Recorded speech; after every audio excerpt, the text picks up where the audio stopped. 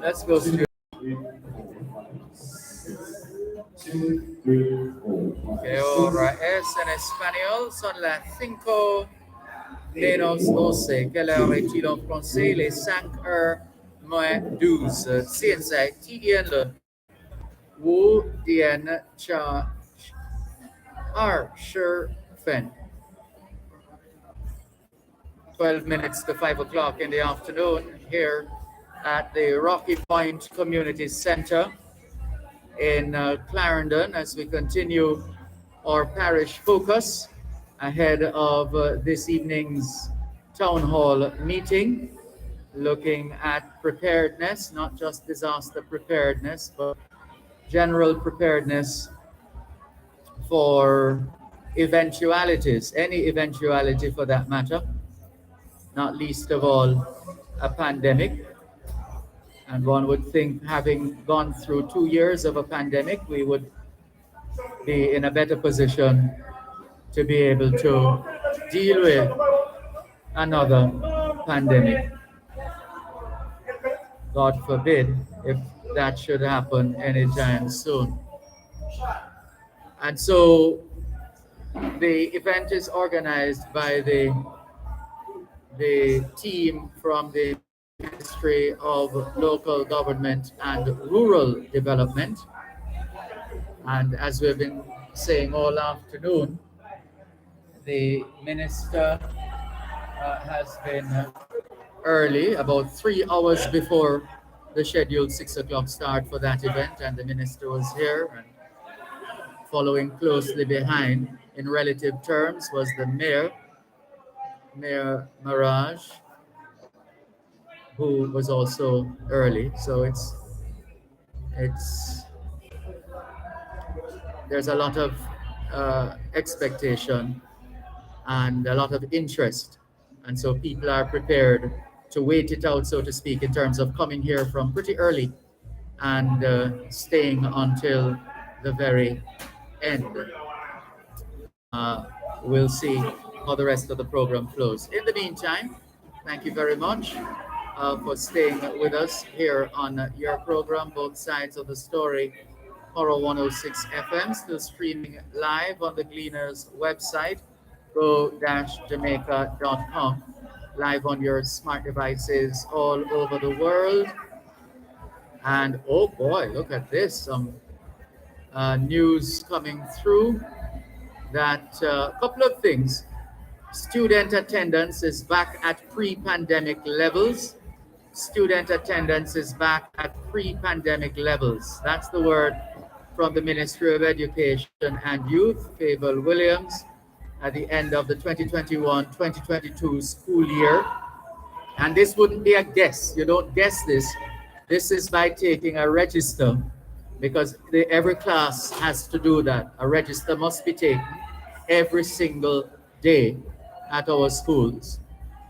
And so and then the schools then share the data with the Ministry of Education. Well, I'm not sure how it goes, but I would imagine the various regions, whoever is in charge of the various regions, would get that data and forward it to the Ministry of Education. However it is done, it is data driven. And so that's encouraging news. Also encouraging news for two talented young ladies. And this is what it is all about. When you do the work, You are rewarded. Edwin Allen High School sprinters Tia and Tina Clayton have now become professional athletes. This means they can now begin to earn from their performances on the track. The Gleaner is reporting that Tina and Tia, the twins, are being sought by agents from 3 major equipment brands for shoe contracts, but they decided a week ago to sign with Nike. Nike. Now in Jamaica, I know we tend to say Nike, but it's Nike. Nike is the Greek word for victory. That's the Greek word for victory, Nike.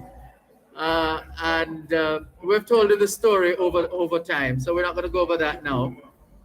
It is understood that Nike officials met with the Claytons, their mother, and their coach, Michael Dyke, in Western Jamaica last Friday to formalize the contract. The deal also means they have signed with the MVP Track Club, where they will now be coached by Stephen Francis. He is the former coach of Olympic sprint gold medalists Shelly-Ann Fraser-Price and Elaine Thompson-Hera. The Claytons will also study at the University of Technology. And you may recall that Tina clocked her first sub-11 second time at the J3A's National Junior Championships at the National Stadium last month, running a national junior 100-meter record in 10.96 seconds. So that's one of the stories trending right now on the Gleaner's website, jamaica-gleaner.com. And we're seeing as well Derek Chauvin, remember him? He's getting 21 years for violating George Floyd's civil rights. Derek Chauvin getting 21 years for violating George Floyd's civil rights. And James Caan, Oscar nominee for The Godfather, has died at age 82. Private investors submit proposals for renewable energy projects, and that's worth following up on. We'll see. And the Norwegian cruise line to drop requirement for COVID-19 tests. So clearly they're trying to get more, trying to increase their numbers. Yeah, that's what they're trying to do there. Trying to increase their numbers. Velta Wilson says, I am back.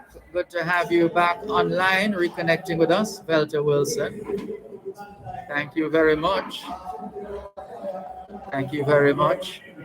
And we'd like to thank our senior business development executives, Lorna Lewis and Vivette Malcolm, for their work on this broadcast, for coordinating sponsorship on the broadcast. Thanks as well to our broadcast engineer on location, Ludlow Barker. And in studio, is it Adrian? I think it's Adrian in studio. Adrian Reed in the studios of Power 106 FM. Thanks to all our guests this afternoon. And importantly, thanks to you, our faithful listeners at home and abroad, for making it both sides of the story live from the Rocky Point Community Center in Clarendon. We want to thank once again, as we said, all our listeners at home and abroad for making it both sides of the story here on Power 106 FM, as we've been coming to you live from the Rocky Point Community Center. A special edition of Parish Focus. All things being well, both sides of the story returns tomorrow afternoon, 2 to 5. Till then, this is Dervan Malcolm reminding all of us that every day is an opportunity to do better than yesterday. Take care.